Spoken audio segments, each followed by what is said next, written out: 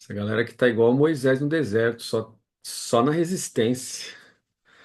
Questão 13. Os nomes divinos em 12 artigos. Depois de ter considerado que se refere ao conhecimento de Deus, é preciso prosseguir considerando os nomes que damos a Deus, pois nomeamos cada coisa na medida em que a conhecemos. Sobre isso são 12 as perguntas. Podemos dar nomes a Deus. 2. Certos nomes de Deus são-lhe atribuídos de maneira substancial. 3.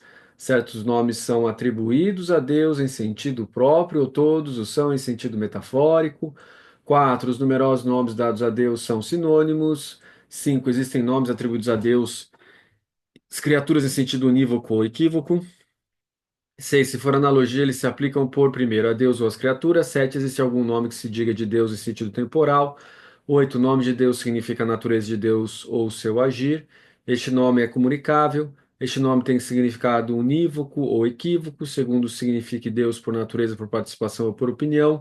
11. Aquele que é o nome mais próprio de Deus. Podemos formular a respeito de Deus proposições afirmativas.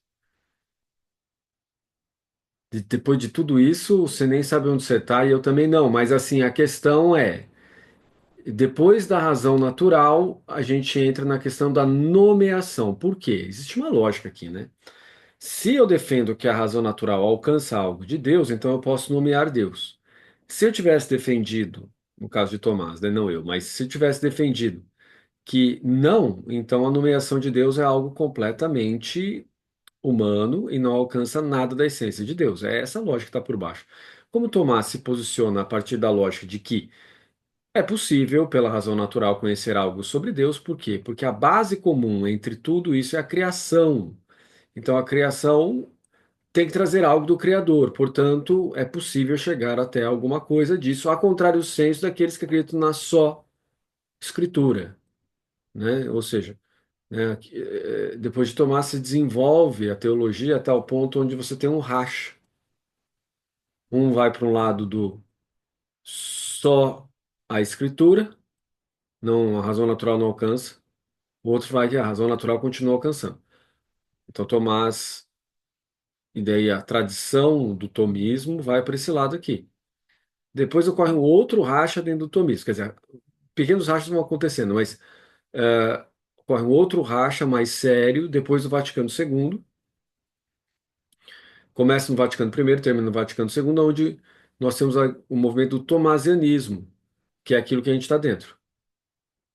Que é voltar a Tomás de Aquino nas suas origens, o seu modo de pensar aberto e receptivo, né? Ou seja, você não tem um sistema fechado mais.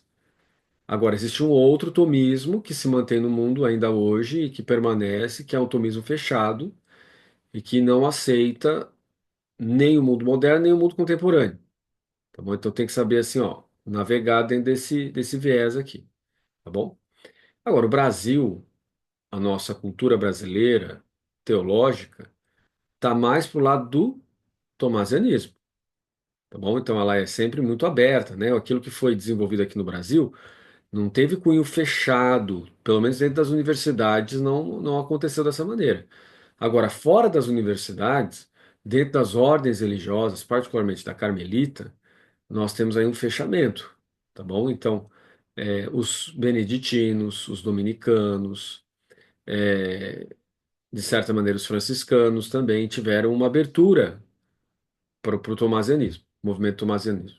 Agora, os carmelitas e outros normalmente tiveram um fechamento, né? Agora, se a gente for fazer uma análise em termos de ciências sociais, por que que os carmelitas parece que, né, indica que estão fechados? Até hoje você tem influencers no YouTube colocando o tomismo de maneira fechada, né? Tomismo, né? Mesmo, propriamente dito. Em função de domínio, né? E assim, você tem uma questão de. Não é que domine porque o cara é do mal, é domínio em termos de influência política, né? Então ele tem já uma rede de influências que acabam indo para vários lugares e aí aquelas pessoas gostam de uma determinada abordagem, então você tem uma espécie de domínio político, né? Tá bom? Mas não é que é do mal, é que é uma espécie de domínio político em função de coisas que as pessoas gostam de ouvir que tem como referência. a gente está trabalhando numa outra linha que é trazer coisas novas para dentro da interpretação tomasiana. Tá bom? Então aí você tem coisas distintas, né? Agora, vê se não vai ir para o lado, não é do mal, é do bem. Não é isso, né? É uma questão aí de referências, né? Afinal de contas, a base fundamental é sempre o evangelho. E se a lógica é a lógica do evangelho, então não dá para ir muito longe. Se Jesus fala assim, não matarás, não matarás. Se ele fala assim, olha, é, bem-aventurados os misericordiosos, porque alcançarão misericórdia, bom, aí já está lá o valor, né? Então esse valor ele não pode ser mudado. Ah, mas Tomás de Aquino vai mudar essa coisa dizendo sobre a guerra justa. Mas nós vamos ver isso ponto a ponto, tá bom? Para entender as diferenças aqui do que é que Tomás estava falando na época sobre guerra justa e coisas afins. Mas até a gente chegar lá, a gente tem que passar pelo Tratado de Deus. Nós estamos na página 271 do PDF e ele termina na página 685. Claro que a gente não vai ver ali, que eu acho que deve ter umas 100 páginas de índices, os caramba. Então, na verdade, tem mais 200 páginas pela frente. Tá indo, daqui a pouco nós terminamos. Então, vamos lá. Artigo 1. A Deus pode convir algum nome? Quanto ao primeiro artigo, assim se procede. Parece que nenhum nome convém a Deus, né? Ou seja, Tomás vai dizer que convém a Deus, sim, vários nomes. Então, que nenhum nome convém a Deus é aquilo que os objetores vão dizer. Quais os argumentos de quem diz que nenhum nome convém a Deus? Com efeito, diz Dionísio. Bom, antes da gente começar, você que está pegando agora, por um acaso, a nossa exposição, a nossa reunião aqui, a nossa sessão, não queria chamar de aula, mas tá bom, então vamos chamar de sessão. Então pronto, está pegando a nossa sessão. Nós estamos abordando o Tomás de uma maneira um pouco diferente daquilo que classicamente é recomendado. Em termos clássicos, você lê primeiro aqui, ó, o em sentido contrário, depois você lê o respondo, depois você vem aqui para as objeções e depois você vem para as respostas às objeções, se tiver. Aqui tem. Ó. Essa é a maneira mais comum da leitura recomendada para iniciantes. Mas no nosso caso, a gente pode fazer uma outra leitura, que é aquela que eu estou impondo aqui, porque é mais fácil, eu não tenho que ficar subindo e descendo o texto, entendeu? Então, a gente vê primeiro as objeções, vê o raciocínio, a lógica por baixo de como Tomás resolve, depois nós vamos para a resposta às objeções, tá bom? Então, nós estamos seguindo realmente o texto da maneira como era feito na época de Tomás. É melhor ou é pior? Depende da facilidade de cada leitor. Tá bom? Então a gente está colocando desse modo, mas você pode fazer do jeito da leitura clássica. Como é que é? Eu leio aqui a pergunta, vou lá em sentido contrário, leio a resposta do Tomás, depois vou para a objeção, depois eu vou. Mas eu prefiro fazer dessa maneira porque ela fica mais próxima da maneira medieval, ela fica mais próxima da maneira como o registro budista de pensamento trabalha a questão do objeto de meditação. Então, no budismo, você sempre tem objeto de negação. E aqui Tomás coloca o objeto de negação logo de frente. Então, fica mais fácil. Por quê? Porque o pessoal que está pegando essas aulas também, a maioria que está aqui presente pelo menos, já tem um certo traquejo com essa lógica. Então, fica mais fácil da gente trabalhar de uma maneira com texto sequencial do que fazendo os pulos, recomendado normalmente para quem faz a leitura de Tomás de Aquino. Então vamos para o objeto de negação, que é, olha só, o objeto de negação é que nenhum nome convém a Deus. Então eu vou negar que nenhum nome convém a Deus, tá bom? Isso quer dizer objeto de negação. Então vamos lá. Com efeito, diz Dionísio. Eu tenho que fazer uma correção aqui, que eu falei que era do século V. Na verdade, Dionísio é do século VII. Tá bom? Então aqui já sabe, né? Dos nomes divinos. Nomes divinos atribui a Deus diversos nomes. Tomás de Aquino adota essa obra, o que possibilita depois o ingresso para algo que fala muito próximo à estrutura budista de pensamento, que é teologia negativa. Budismo é teologia negativa? Não, não é teologia negativa, mas pode ser considerado na perspectiva de teologia negativa e sai coisas interessantes.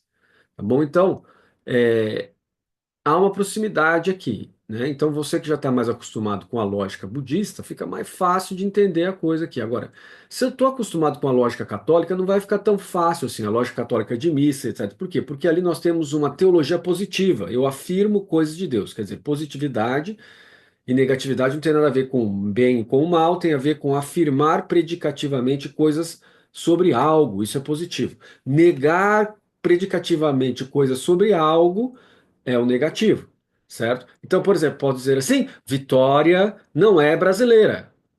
Vitória não é brasileira, portanto, ela é, vixe, chinesa, russa, venezuelana, boliviana, argentina, tudo que não é brasileiro. Isso é positivo ou negativo? As consequências não me interessam. A afirmação Vitória não é brasileira é que me interessa. Então essa afirmação ela é negativa, certo? Se eu disser Nayara é mineira, eu estou fazendo uma afirmação positiva. Isso significa que Nayara é mineira e não cabe qualquer outra coisa. Enquanto que se eu digo Vitória não é brasileira, cabe tudo quanto é coisa como consequência, tá certo? Então, quando eu chego aqui neste momento dos nomes divinos e digo Deus é X, significa que Deus é X e nada não é Y. Agora eu posso dizer Deus não é X, significa que ele pode ser Y, Z, W, F, A, B, C, D, menos aquilo que eu afirmei, que é X. Certo? Então agora vai. Tá vendo? Agora a Natália, que é nutricionista, pode usar a situação como ela pode falar com os pacientes dela, entendeu? Ela pode virar e falar assim: você não deve comer maçã. E aí o cara pode falar assim, não, então eu posso comer laranja, melão. Ela fala, não, não é isso que eu estou dizendo, porque isso aí também tem questões de glicemia e tal, e aí, né, aí fica um rolo. É mais fácil ela falar no jeito positivo, você deve comer essa lista aqui, e aí apontar para ele. Então, a teologia negativa tem como vantagem a abertura para muitos elementos, mas ao mesmo tempo perde em precisão. Enquanto que a teologia é positiva, ela ganha em precisão, mas ela perde muitos significados que poderiam estar adjuntos a algo tão gigantesco como Deus. Então você tem vantagens e desvantagens do uso da ferramenta. Bom, então vamos continuar. Com efeito, diz Dionísio nos nomes divinos, não tem nome nem opinião. E os provérbios aonde? 10, Provérbios capítulo 30, versículo 4. Qual versão? Versão Vulgata, né, que era aquela que estava na época do Tomás e que ele usava. Provérbios diz, né, que não tem, que foi suprimida a palavra diz, mas está aqui nos dois pontos. Qual o seu nome? Qual o nome de seu filho? Tu sabes? Não sei qual é o argumento desse provérbio aqui, não, né? Mas teria que estar mais por dentro aqui do porquê que ele está usando isso. Não sei muito bem. Com efeito, diz Dionísio. Não tem nome nem opinião. Certo. E os provérbios, qual o seu nome? Qual o nome de seu filho? Tu sabes? Bom, eu não sei muito bem se cabe. Bom, Tomás está usando, deve caber, né? Dois. Além disso, todo nome significa ou abstrata ou concretamente, certo? Ora, os nomes concretos não são próprios de Deus, pois ele é simples. E como nós sabemos, o fato de Deus ser simples significa que ele é não constituído de essência e existência, ele é só essência. Também ele não é constituído de substância e acidente, mas só de substância. Lembraram? Lembraram? Né? Nós temos aquela chave de Deus não é feito de forma e matéria, né? Certo? Lembraram? Então tá, Deus supera esses dois. Então por isso aqui, ó, quando a gente diz que ele é simples, ele não quer dizer simplório, né? Mas ele quer dizer uma categoria que está além daquilo que a gente pode compreender. Por quê? Porque ele não é feito de ato e potência. Deus é ato puro. Mas enquanto a gente é feito de possibilidades e de ação. Deus é só ação. E como é que a gente vai entender isso, então? Por isso que ele é simples, né? Por quê? Porque ele não é feito de. Ele não é um elemento composto, certo? Tampouco os nomes abstratos, porque não significam alguma coisa perfeita subsistente. Então, tampouco os nomes abstratos, porque não significam alguma coisa perfeita. O que que é perfeito perfactum, aquilo que é feito já no final, já chegou até o final. Então, aquilo que é abstrato, porque tem seu fundamento no nosso modo de pensar, ainda que a gente possa pensar em algo super abstrato, que parece perfeito, como números em relação a operações matemáticas, aritméticas, como um mais um igual a 2, é claro que não pode ser diferente disso. Quando a gente vai lá no meio da matemática, tem matemáticos que vão dizer não, é possível, depende do domínio, né? Depende das operações. Aí cai por terra tudo aquilo que a gente estava pensando que era super simples. Então, só Deus é perfeito. Em Deus significa que tudo está feito em ato e que não existe nada que seja diferente e não existe nada que não seja aquilo que é que está ali. Ou seja, a gente mal consegue tatear o que seria uma coisa dessa, mas a gente consegue por composição de opostos. Se eu sou finito, se a Thaís é finita, logo deve existir alguma coisa infinita. Então, por composição de oposição é que a gente consegue entender Deus. Se tudo é composto, deve ter alguma coisa que é não composta, simples. Deve ser Deus. Certo? Então, por oposição é que a gente chega tão longe assim no nosso raciocínio. Certo? Então, Deus é isso, é isso. Você chegou a isso por meio do quê, hein? De razão revelada ou razão natural? Razão natural. Ninguém te revelou. O máximo que alguém falou para você, não, mas tem Deus. O máximo foi isso. Certo? Então, isso é razão natural. Então, nós estamos ainda dentro do quadro da razão natural aqui. Logo, nenhum nome pode designar a Deus. Vamos ver o que está dizendo no item A aqui. Item A, vamos descer aqui. Um substantivo abstrato designa a forma pela qual um ente é o que é. O que que ele falou? Substantivo, que tem substância, e que é alcançado por meio de uma razão abstrata, né? Por meio de um conceito abstrato. Designa a forma pela qual um ente é o que é. Humanidade, ou seja, qualidade de ser humano. Essa forma é simples, mas existe apenas em um sujeito, não é um sujeito, viu? Essência e existência. Substância e acidente, ou substância e característica. Portanto, existe em um sujeito, não é o sujeito. Certo? Thaís é humana, certo? Mas por que Thaís não é só ela humana? Porque tem a Nayara, tem a Vitória, tem a Natália, que também são humanas. Logo, nós temos isso que ele acabou de dizer aqui, ó. Existe em vocês que são sujeitos, mas não é só você. Ou seja, perdeu a característica da individualidade, né? É algo que é coletivo, né? Algo que caracteriza e categoriza dentro de uma taxonomia que é comum, certo? O substantivo próprio designa o sujeito, o ente, homem. O substantivo próprio designa o sujeito, o ente, homem. E por que não mulher? Porque é patriarcal, né, meu? A linguagem é patriarcal. O que que você acha? Ah, não é patriarcal, não é porque não é patriarcal, sim. Podia colocar mulher que dá na mesma. Então, não, mas tem que colocar o homem. Tá, lide com isso, né? Quem sabe no futuro alguém reescreve a Suma Teológica e coloca a mulher. Dá na mesma. Por quê? Porque nós estamos falando de ser humano, que tanto faz. Então, mas por quê? Tem uma dominância de homem, então o cara fala assim: não vou falar ser humano, que é muito grande, entendeu? Ser humano, muito grande. Fala homem, né? Qual é a diferença? Gasta alguns segundos a mais de vida. Milímetros. Não, mas não, tá aí, ó. Então, mas podia ser mulher, então. Também pode. O substantivo próprio designa o sujeito, o ente, homem. Certo? Poderia ser cachorro? Não. Poderia ser boi? Não. Por quê? Porque não tem a qualidade de humanidade, tá bom? Todavia, no campo de nossa experiência, o sujeito não se identifica à forma.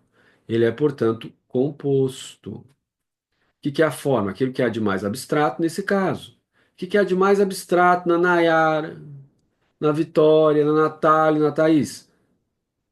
A existência delas? É, a existência. Mas como o quê? Como uma pedra? Não. Como o ser humano. Certo? Então é a humanidade aquilo que há de mais abstrato, da forma mais abstrata possível, a humanidade. Mas rapaz, não quer pensar num negócio desse, tá muito louco essa parada. Quem que pensa desse jeito? Tomás de Aquino, os aristotélicos pensam desse jeito, os platônicos pensam desse jeito, os gramáticos pensam desse jeito. E você aprendeu gramática, então, portanto, não reclame da vida. Eu sei que é difícil, mas agora você vai acostumando o jeito de pensar, tá bom?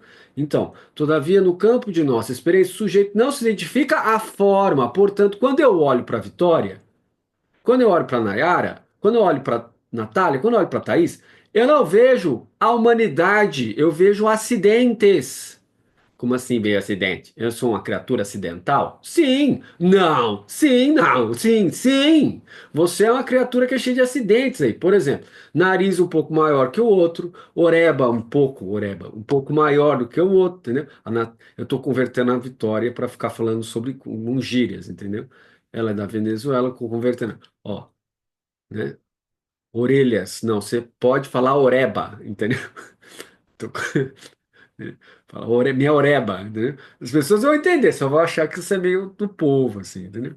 Mas você pode usar, oreba. Eu manjo de português pra caramba. Você fala assim, ó, fiquei lá fazendo postdoc, agora já volto falando oreba. Vai ficar ótimo, né? Então, é, essa orelha diferente aqui, minha, da Nayara, da Vitória, da Natália, da Thaís, o que nós temos de diferente aqui é o acidente, a mesma forma, orelha. Então, todo o processo de raciocínio nosso, ele depende de uma abstração de qualidades gerais. Por isso a gente chama de abstração. As qualidades que são específicas são chamadas de acidentes concretos. Por quê? Porque eu vejo, eu toco. É diferente de um conceito abstrato onde só existe na minha cabeça. Orelha, por exemplo, só existe na minha cabeça. Porque cada orelha é diferente da outra. Mas tem algumas características gerais que estão aí e que dão a qualidade de orelha. Ó, porque a gente é feito de matéria e forma. Forma é essa capacidade que a gente tem de ter uma característica geral, né? Então a gente diz isso é forma. Matéria é aquilo que está aqui, concreto, certo? Então, ó, todavia, no campo da nossa experiência, o sujeito não se identifica a forma. Ele é, portanto, composto. Porque se identificasse a forma, ia ser só uma massa uniforme humana, mas não é, né? Cada um tem a sua característica. Não dispomos de palavra capaz de significar uma forma que é um sujeito, certo? Então, assim, como assim não nós dispomos? Ué, mas você conhece algum sujeito que é totalmente abstrato? Não consegue ter precisão. Você tem uma noção geral, um conceito geral. Porque senão você teria um treco disforme. Sei lá como é que seria. Não tenho nem ideia, entendeu? Porque toda vez que a gente consegue chegar até a forma de alguma coisa, a gente chega através do quê? Da matéria.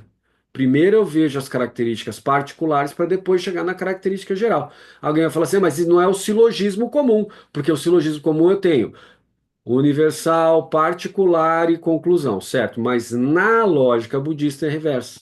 É aquilo que é o mais comum. Portanto, a lógica budista diz assim, ó, eu vejo o concreto, o material, depois eu chego no universal, na forma, para depois chegar na conclusão. O que muda é isso, tá bom? Então, na lógica geral budista. Que está mais próxima, portanto, da nossa lógica de aproximação do senso comum. Enquanto que a lógica aristotélica do silogismo mais fundamental é o contrário, pega o universal, pega o particular e chega na conclusão, certo?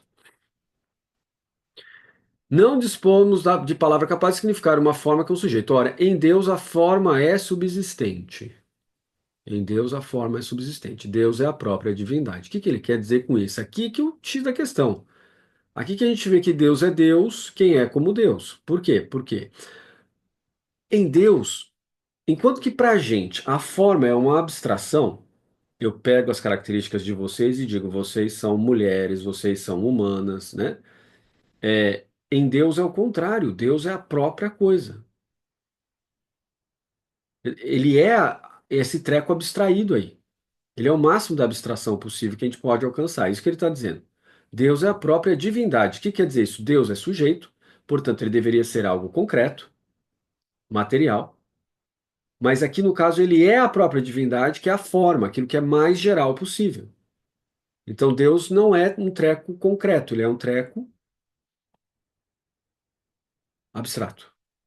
Para a gente, o que Deus é em si, esquece. Não vai dar. Criatura não chega aí, não tem como. Agora você já começa a perceber a limitação. Não é que, é que você quer que eu seja limitado. Eu lembro no meu colegial, Os meus amigos diziam para mim assim, não, eu já lia Tomás de Aquino, eu tentava explicar essas coisas para eles. Claro que era muito mais rudimentar do que agora, do que eu tenho agora, né? E aí eles falavam assim, não, você está falando porque isso aí é porque a igreja quer. Eu falo, não, mas tem uma lógica aqui, eu acho que não é a igreja que quer. Não, é a igreja que quer que isso entre na vida. Na verdade, não é a lógica da igreja, não, isso aqui é a lógica da epistemé que nós temos, né? A nossa capacidade de conhecer. Não é que a igreja está afirmando, é a capacidade que a gente tem, em cima do quê? Da linguagem. Então, existe uma filosofia da linguagem teológica que dentro que Tomás de Aquino está usando para definir Deus, certo? Então, ademais, os substantivos significam a substância qualificada. Os verbos e os particípios significam com indicação do tempo, os pronomes são demonstrativos ou relativos. Ora, nada disso é próprio de Deus, porque Deus é sem qualidade, sem qualquer acidente, está fora do tempo, não pode ser percebido pelos sentidos para que possa ser demonstrado, tampouco pode, tampouco ser significado relativamente, pois os termos relativos nos remetem aos termos precedentes, nomes, particípios ou pronomes demonstrativos. Logo, Deus não pode de modo nenhum ser nomeado por nós. Ora, não pode de modo nenhum, então tudo isso que o proponente da negação aqui falou está inválido, né? Porque ele está falando de Deus, não tá? Tem um paradoxo interno aí. Ué, ele está falando, usando o nome para falar que não. Ué, mas então, ó, de modo nenhum ele não devia abrir a boca, certo? Ele se matou, como é o suicídio, né, do pesquisador. Ele se suicida na hora que ele fala, né? Então aqui é o caso, né? Tá cometendo suicídio, né? Se matou. Então, por quê? Porque pode, e Tomás coloca isso aqui justamente porque dá para a gente falar sobre Deus, a partir da nossa composição. Dá, mas com limites, né? Não de modo nenhum. O problema está aqui, a negação absoluta. De modo nenhum, não, não é de modo nenhum, de modo limitado, né? Agora vamos lá. Tomás vai. Isso é objeto de negação. Essas três proposições aqui, que são gigantescas, né, dentro da sua lógica, é objeto que de negação de Tomás. Olha lá, em sentido contrário, começa a negação dele. Está no livro do Êxodo, capítulo 15, versículo 3. Qual versão? Provavelmente a Vulgata. Dominus quasi vir pugnatur, omnipotens non eius.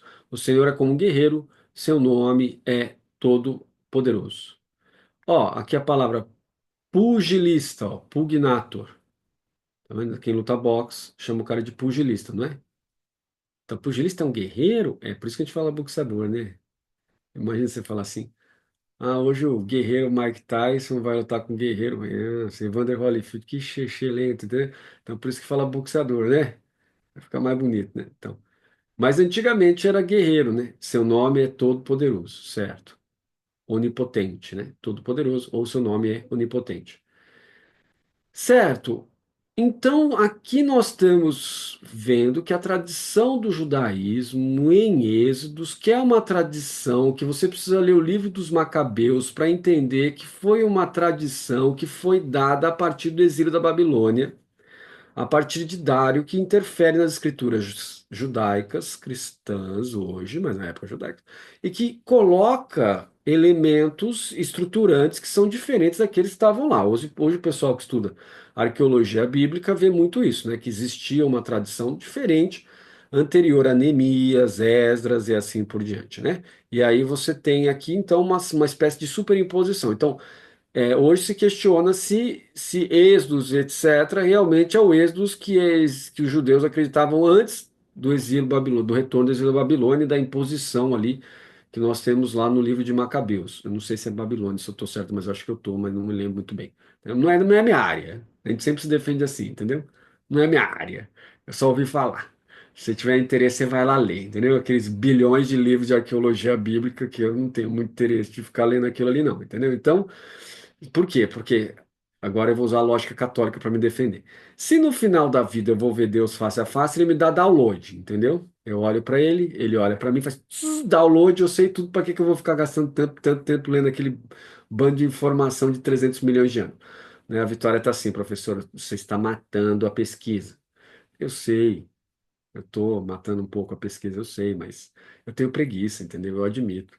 de ficar lendo milhões e milhões de livros com 30 milhões de dados históricos e pessoal falando de coluna, porque a coluna determina que tem uma lasca aqui no canto e aqui no canto essa lasca determina. É muito Sherlock Holmes para uma pessoa só, entendeu? Então eu falo assim: Deus, quando eu te ver face a face, se isso acontecer, você dá um download para eu conhecer essas coisas interessantes que já não vão me interessar mais nada porque eu já morri, né? Então, aliás, você tem uma divisão aqui, né? Os católicos acreditam, não na sua totalidade, mas na sua maioria, que quando vocês morrerem, a alma de vocês vai ter um conhecimento essencial de Deus até o limite da sua capacidade, dada por dois objetos. O primeiro objeto é a sua natureza própria, a natureza própria do seu intelecto dado por Deus. O segundo é o quanto da graça foi derramado sobre você em função do seu atendimento à graça. Certo, Thaís? Entendeu? Thaís? Biologia? Entendeu? Não? Não entendeu? Então assim, ó, Deus deu para Thaís uma capacidade natural intelectiva para ela compreender, certo? Porque sendo Deus o bem mais perfeito, o bem último, seria muito estranho que ele chamasse a Thaís para a existência e não a atraísse para ele de acordo com a sua própria natureza, que é o bem último, a felicidade mais perfeita. Então, a Thaís é naturalmente inclinada para Deus. E Deus, quando chama a Thaís à existência para ser uma criatura feita de forma e matéria, de acordo com a perspectiva aristotélica, forma e matéria, mais platônico, essência e existência, né? Então, de acordo com essas ferramentas aí que nós temos para pensar a teologia, a Thaís tem um limite máximo de intelecto que a habilita a conhecer Deus até o seu limite máximo. Para isso, a Thaís tem que se esforçar, né? Certo? Certo, Thaís? Não pode ficar, ah, não, um conhecimento automático de Deus, que a maior parte das pessoas faz, né? O conhecimento automático de Deus vai de vez em quando na missa e fala, não, eu já sei o que está acontecendo, eu consigo ler Deus no meu dia a dia. Consegue? Então, tinha que ler mais um pouco de Tomás, né? Para entender que não dá, né? Então, mas a Thaís vai e se esforça, beleza. Ela chega até o limite dela, até aqui eu consigo, depois eu não consigo mais. Aí vem a graça. O vento sopra onde quer. Aí a Thaís começa a subir de nível, no limite dela. Claro que antes disso, a graça já estava operando como se fosse um vento empurrando a Thaís a se interessar por ela. Mas é uma graça mais natural, né? Pela própria inclinação natural do ser humano. Aí, quando a Thaís morre, a Thaís conheceu Deus aqui de forma indireta. Mas na hora que morre, parece que vai conhecer Deus de forma direta. Mas por quê? Mas não é forma direta em relação a gente. A forma direta em relação a Deus fica muito dúbio, a não ser que Deus queira comunicar a graça absoluta para a Thaís. E a Thaís conhece ele de forma absoluta. Se isso é assim ou não, não sei. É que nós temos diversas teorias, como eu disse para vocês. Agora a gente consegue explicar a divisão. A primeira divisão diz assim: olha, vai acontecer isso na medida que Deus quiser. Tem o limite da natureza da Thaís e soma-se a graça sobrenatural. A outra teoria diz assim: passarás pelo purgatório. Porque no purgatório a Thaís se esforça e aí a graça vem e sobe o nível dela até o ponto que ela pode ver Deus. Certo? Certo. Que é uma visão intelectiva, né? Porque quando a Vitória e a Thaís morrerem, quando a Natália e a Nayara morrerem, vocês vão ter olho para ver? É, né? Não tem olho, né? Então, como é que vai ver daí?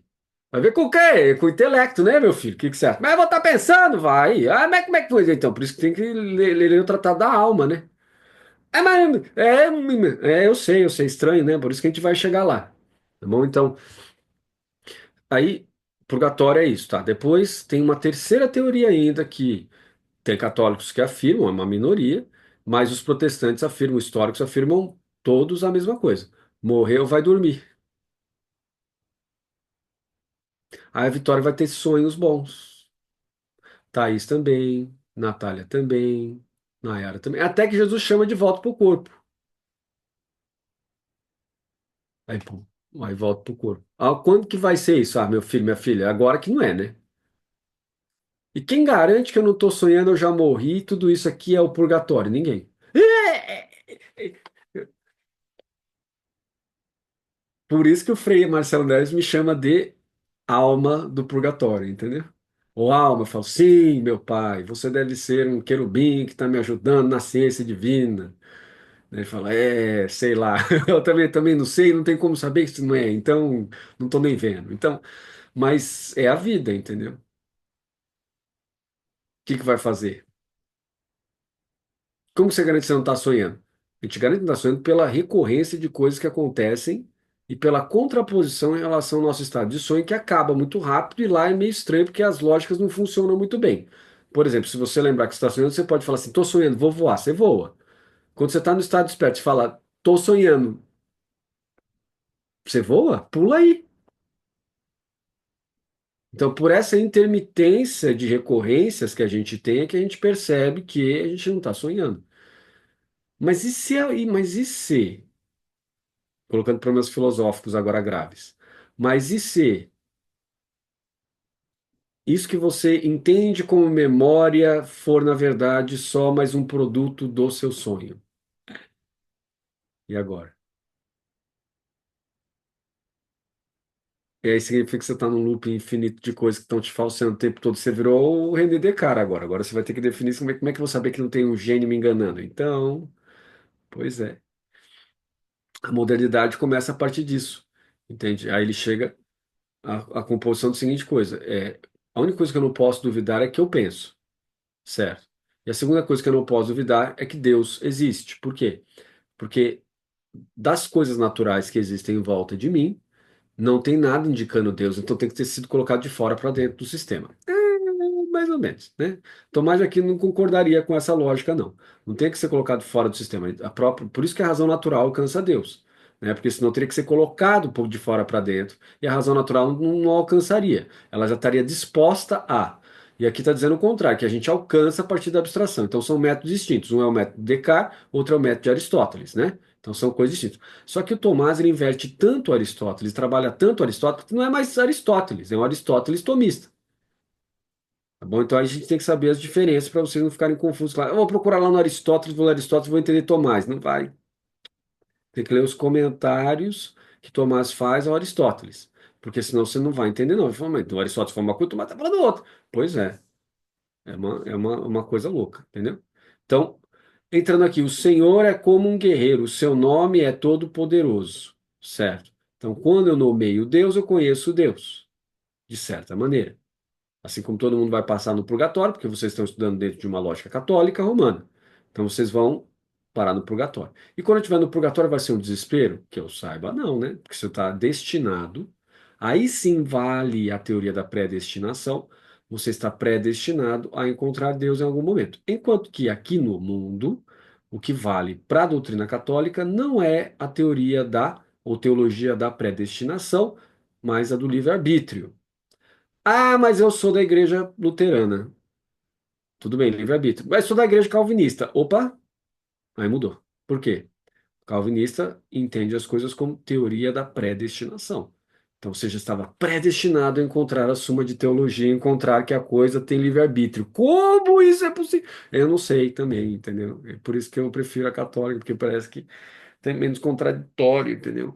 Muito complicado. Essa história de Agostinho 3 dos 80 e poucos anos de idade, falando assim: eu não concordo mais com nada de livre-arbítrio, não, é tudo predestinado. Não, acho que não vai dar, né? Mas tudo bem, respeito os calvinistas, eles têm as lógicas dele, mas eu não consigo. Entende? Você pode falar assim: não, eu acho que os católicos estão errados, os calvinistas estão certos. Tudo bem, não vai ter muito problema. O importante é a salvação em Cristo, mas. Desde que você não comece a defender coisas estranhas que vão contra o próprio Jesus, né? Não, eu sou cristão, mas Jesus está ultrapassado. E aí é bom, hein? Aí você tá bem mesmo, hein? Respondo. Segundo o filósofo, quem é o filósofo aqui? É o Paulo apóstolo? Não. É quem? Aristóteles. Segundo o filósofo, as palavras são sinais dos conceitos e os conceitos são semelhanças das coisas. Ó, isso aqui já te mostra a filosofia da linguagem que está aqui, ó, né? Aí a mesma. do Wittgenstein, né? É a mesma semiótica do Peirce. Não. É o quê? Aristóteles. Aristóteles. É Aristóteles, Aristóteles, Aristóteles. Não confunda as coisas. Agora, você pode fazer a coisa se transformar de acordo com a sua hermenêutica. Você quer usar o Peirce para falar de semiótica? Use. Quer usar o Lotman para falar de semiótica dentro da área religiosa? Tudo bem. Agora, mas não vai falar que o Peirce está aqui, né? Ô, bicho anacrônico. Né? Agora, você está interpretando pelo viés, ok. Ah, o Heidegger, tá. Mas o Tomás é o Tomás, né? Tá lidando com o tempo dele, né? Não desloca tanto assim, não, porque ele tá falando a mesma coisa que o Heidegger. Pode ser, mas é muito mais provável que o Heidegger esteja falando a mesma coisa que ele, porque o Heidegger vem depois, né? A impressão como você é chato, colocando as coisas nos mínimos detalhes. O que que é isso, hein? Arrumadinho, ou certinho lá, como é que é isso aí, né? Como é que é? É o Zeca Bonitinho. Já ouviu falar disso, Vitória? Zeca Bonitinho. Nos mínimos detalhes, você tem que ficar mais brasileiro para você ver show de televisão porcaria, assim. Os mínimos detalhes, entendeu? É o cara que vê tudo assim. É o Zeca Bonitinho. Até o cabelo dele, assim, era de ladinho, assim, ó, coisa bonitinha, entendeu? Com gel. Depois você pede para alguém te mostrar isso aí, e aí você vê aí quem que é o Zeca Bonitinho, para você pegar a cultura brasileira inútil. Isso mostra que as palavras se referem às coisas às quais se dará significado por intermédio da concepção do intelecto. Ó, por intermédio da concepção do intelecto. O que? O significado. Tá? Então, se o significado vem pela concepção do intelecto, a linguagem tem muita importância, porque a linguagem determina os conceitos e a semelhança das coisas, certo? Segue-se que podemos nomear alguma coisa conforme nosso intelecto a pode conhecer, o que está submetido à condição da cultura, à condição da história, à condição dos valores éticos e morais. Então, está submetido também a possibilidades de distorções. Quem vai trabalhar isso na sua fenomenologia ética é o Papa João Paulo II. Então, está submetido a possibilidades de distorções da consciência a partir de uma distorção na cultura, uma distorção na educação, na tradição. Então, olha só. Ora, foi demonstrado acima que Deus, durante esta vida, não pode ser visto por nós em sua essência, mas nós o conhecemos a partir das criaturas segundo a relação de princípio e pela relação de princípio, aquilo que move todas as coisas, mas não é movido por nada, por exemplo, pode ser colocado como uma relação de princípio, e pelo modo da excelência e da negação.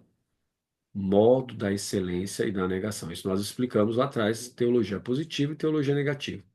Por consequente, podemos nomeá-lo a partir das criaturas. Não, porém, a tal ponto que o nome que o significa exprima, lá que eu falei para vocês, a essência divina tal como ela é. Não, é por aproximação, né? Como o nome homem exprime por sua significação a essência do homem conforme ele é. De novo, vamos retomar a nossa crítica em relação ao termo homem, lembraram, né? Questão cultural aí de dominação masculina também, porque podia ser mulher, que dá na mesma, pois significa sua definição que leva a conhecer sua essência. Com efeito, a razão significada pelo nome é a definição. Ó, a razão significada pelo nome é a definição. Não entendi muito bem essa construção frasal estranha, né? Meio invertida. Então vamos colocar em termos que a gente entenda. Olha só, a definição. O que é definição? Definição é um nome dado por uma razão. É isso que ele está dizendo. O que que é a razão? O que você motiva? Ah, eu dei esse nome por causa disso, disso, disso, aquele outro. Dessas qualidades, aquelas qualidades, aquelas características, características, características, entendeu? Pegou? Então, definição nada mais é do que um nome que eu dei para algo a partir do quê? De determinadas razões que eu encontrei. Beleza? Portanto, a razão natural alcança algo de Deus, algo de semelhança a Deus. Ah, compreendi. Então, todas as ladainhas que eu rezei, Jesus misericordioso, rogai por nós. Não, não, não pode ser rogai por nós, né? Porque se rogai por nós, fica estranho. Então, normalmente você fala, tem de piedade de nós, né? Porque se Jesus é Deus, rogai por nós, ele vai rogar para ele mesmo, estranho, né? Ó, o cara tá me pedindo para pedir para eu mesmo, né? Fica uma relação meio estranha, né? Acho que Jesus olha e dá umas risadas, né? Se a gente considerar o final do Evangelho de Marcos, ele está por aí até o final dos tempos. Quando você fala assim, Jesus, rogai por nós, ele olha e fala assim, meu filho, pena que eu não posso aparecer para você, mas você está falando para eu rogar para mim mesmo, tipo, eu falo comigo mesmo para te ajudar. Não precisa, né? Então, você fala, Jesus, é, manso e humilde de coração, tem de piedade de nós. Jesus misericordioso, tem de piedade de nós. Jesus bondoso, tem de piedade de nós, certo? Então, todos esses nomes que você ficava recitando, estava correto. Por quê? Porque a definição, Jesus é bondade, Jesus é bondoso, Jesus bondoso, esse nome bondoso tem razões de ser, porque só Deus é bom, como ele mesmo diz, logo, se ele é Deus, então ele é bom, então você tem que procurar pelas razões. Tendo encontrado as razões, você encontra a definição. Tendo encontrado a definição, você encontra algo da essência de Deus, ok? Então vamos lá. Quanto ao primeiro, portanto, deve-se dizer que a razão pela qual se diz que Deus não tem nome ou que está acima de denominação é porque a essência de Deus está acima do que conhecemos dele e significamos com palavras. Professor, não entendi essa parte final. É? É. Essa parte final você não entendeu? Não. Então veja de novo a aula. Que é isso? Porque eu fiquei a aula inteira explicando isso aqui. Você fala, não entendi isso aqui, você assiste de novo a aula. Pô, ainda bem que nós temos tecnologia hoje, né? Imagina se fosse isso um tempo atrás. A pessoa não tem tecnologia, tem que explicar tudo de novo a aula. Nossa, o aluno que entendeu dorme, acorda, né? Então, quanto ao segundo, deve-se dizer que conhecemos Deus a partir das criaturas e a partir delas o nomeamos. Por isso, os nomes que atribuímos a Deus significam de acordo com o que é próprio das criaturas materiais. Olha lá, matéria, cujo conhecimento nos é connatural, como já foi dito. Por quê? Porque nós conhecemos a partir dos nossos órgãos sensoriais e nós mesmos possuímos matéria no nosso corpo. Portanto, connatural também porque nós somos feitos de matéria e forma na perspectiva aristotélica, que é usada como instrumento para justificar a teologia de Tomás. E porque entre essas criaturas as que subsistem e são perfeitas são compostas, compostas, portanto, forma e matéria. Não existe nada que não seja forma e matéria, ou existe? Tadã, existe anjo. Mas eu tenho a estátua de São Miguel Arcanjo, São Gabriel Arcanjo, São Rafael Arcanjo, e Anjo da Guarda em casa. Então eles são feitos de matéria. Não, meu filho tem que estudar na frente. Não, é sim, porque eu tenho. Não, não, não é. Ah, eu tenho. Não, não é. Eu vou te mostrar na frente, mas agora não é hora. Mas tu, mesmo os anjos são, embora tenham só forma, só substância, eles ainda assim são criados, portanto, tem momentos, mas a gente vai ver isso na frente. Momentos de tempo que diferenciam eles de Deus, né? Pois sua forma não é algo completo, subsistente. Antes, aquilo pelo qual algo é, resulta que todos os nomes pelos quais designamos algo completo, subsistente, têm uma significação concreta, porque veio da matéria, da nossa abstração, como é próprio dos compostos, forma e matéria. E os nomes que são impostos para designar formas simples significam algo não como subsistente, mas aquilo pelo qual algo é. Então, nós temos um nome que traz algo como, por exemplo, humanidade, né? Aquilo que algo é. Assim, a brancura, ah lá, qualidade de novo, né? Humanidade, brancura, né? Tudo fala de qualidade super abstrata. Designa aquilo pelo qual algo é branco. Deus, sendo simples e subsistente, nós lhe atribuímos nomes abstratos para significar sua simplicidade e nomes concretos para significar sua subsistência e sua perfeição. Embora um e outro nome sejam falhos quanto ao modo de Deus, uma vez que nosso intelecto não o conhece nesta vida tal como ele é. Olha lá que eu falei do purgatório, ó, nesta vida, viu? Então, quanto ao terceiro, vamos rapidinho. Deve-se dizer que significar a substância qualificada é significar o supósito com a natureza ou forma determinada em que subsiste. Ah lá! Falou supósito, pessoa pensa em supositório. Oh, meu Deus, né? Oh, meu Deus do céu, né? Então, quanto ao terceiro, deve-se dizer que significar a substância qualificada, a pessoa não passa pela fase da psicanálise, a fase anal nunca, né? Fica nela, né? Oh, meu Deus do céu, né? Criança que ficou na fase anal para sempre é assim, né? Não pode ver nada. É a quinta série, né? Como dizem por aí, permanece na pessoa para sempre. Deve-se dizer que significar a substância qualificada é significar o supósito, aquilo que se supõe, né? Com a natureza ou forma determinada em que subsiste. Por que supõe? Porque é a base, porque a gente não tem, quando se fala de Deus, não dá para chegar lá, então a gente tem uma imagem só, né? Por isso, uma imagem que está condicionada àquilo que a gente conhece. Agora, o problema da política atual nossa, quando fala de Jesus, você tem a impressão que é tudo absoluto e que está tudo certo e que está tudo revelado, está tudo pronto. E para a gente isso não é suficiente. Por quê? Porque não é verdade. Porque está condicionado à nossa razão natural. Existem elementos de razão revelada, mas tem muita coisa da nossa razão natural que ainda tem que trabalhar sobre a razão revelada. Então, é estranho ver gente radicalizando, principalmente politicamente, por meio de leis e normas e costumes sociais que excluem pessoas, que condenam ao sofrimento, a coisas que não têm a ver com a misericórdia, a compaixão. É estranho, entendeu?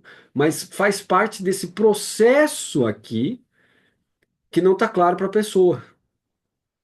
Ela não entende que aquilo que ela entende que é Deus, tem tanta certeza assim, nada mais é do que o quê? Um emaranhado de coisas culturais que ela obteve, que ela acha que dá essa sensação de segurança para ela. Uma grande sensação de segurança não pode ser Deus. Por quê? Porque daí você estaria submetendo Deus para as nossas capacidades naturais. Algo está errado. Por isso, toda a política que começa a falar de Jesus, a gente tem que falar: opa, deixa eu prestar bastante atenção se é isso mesmo. E confrontar isso com Jesus dos Evangelhos. Se tiver contraditório, já para lá. Para onde? Para e assume que o evangelho está mais certo. Por exemplo, bem-aventurados os misericordiosos, porque alcançarão misericórdia. Uma política pública que fale de algo que não é misericordioso tem que parar para pensar. Pode ser que esteja muito errado, certo? O que que é misericórdia? É aquele coração que olha para o coração do outro e se reconhece no outro como sofredor. Assim como eu sofro, o outro sofre. Assim como eu não quero coisas ruins para mim, não quero coisas ruins para os outros. Assim como eu não quero desconforto para mim, não quero desconforto. E assim por diante, certo? Então, por isso, assim como são atribuídos a Deus nomes concretos para significar sua subsistência e perfeição, como acabamos de dizer, assim são os atribuídos a Deus nomes que significam substância qualificada. Quanto aos verbos e aos particípios, que significam o tempo, olha lá, você aprendeu agora, ó. Particípios e verbos expressam o tempo, ó, já aumentou seu intelecto, ó, o nível do seu intelecto. Dizem-se dele, de Deus, porque a eternidade inclui todos os tempos, certo?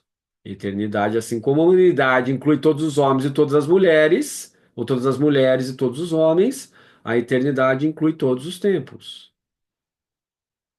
Como não podemos apreender e significar o que é simples, subsistente, a não ser segundo o que é composto, tampouco podemos conhecer e exprimir em palavras a eternidade que é simples, a não ser segundo o que é temporal, ó. E a impossibilidade é que Deus é simples porque Deus é eterno. Tudo que a gente conhece é temporal. Como é que eu vou falar de alguma coisa que eu não conheço? Por analogia. Eu conheço, por abstração, por analogia. Mas eu não posso dizer eu conheço Deus, né? O Yoshi, coitado, conhece um monte de gente que fala que conhece Deus até melhor do que Deus, né? Os caras conhecem tanto Deus que eles sabem mais de Deus do que Deus, né? Então é uma coisa assim, né? Impressionante. É isto em razão da connaturalidade de nosso intelecto com as coisas compostas e temporais. Quanto aos pronomes demonstrativos, ó lá, agora, ó, filosofia da linguagem de novo. Pronomes demonstrativos são atributos atribuídos a Deus enquanto manifestam aquilo que é conhecido pelo intelecto, não aquilo que é percebido pelos sentidos. Uou, aqui é interessante, ou seja, é um grau de abstração muito elevado, né? Aquilo que a gente usa como pronome demonstrativo em relação a Deus. Pois à medida que nosso intelecto o alcança, que pode ser manifestado. E assim, segundo o modo pelo qual nomes, particípios e pronomes demonstrativos são ditos de Deus, segundo esse modo, pode ser significado por pronomes relativos também. Certo? Certo. Beleza? Aí, eu não sabia que o Tomás aqui naquela época já estava pensando em filosofia da linguagem assim. Pois é, né? A galera lá pegava pesado, viu? Porque se ele está argumentando desse jeito, o pessoal já estava pensando bem nisso, né? Afinal de contas, se Deus é o Logos, o Verbo, e ele se manifesta como Deus através da linguagem, filosofia da linguagem cria uma importância central, né? Tá bom? Professor, e o budismo? Cadê o budismo? Nós vamos ver isso na próxima aula, tá bom? É porque esses conceitos estão sendo formados para conseguir fazer uma ponte com o budismo. Na formação desses conceitos começa a ficar complicado. Mas à medida que a gente passar pelo Tratado de Deus, onde vai todos esses conceitos iniciais estão formados, aí vai ser mais fácil para fazer comparação mais rápido, tá bom? Na verdade, comparação é um equívoco que eu estou cometendo, porque eu estou repetindo um termo que ele está muito carregado de um problema etnocêntrico europeu, né? A civilização europeia que domina sobre o Oriente. O termo correto é diálogo, tá bom? Para tirar essa carga histórica de comparações que já tem a superioridade da civilização europeia como centro. Beleza? Tirar foto? Foi? Beleza, então. Valeu.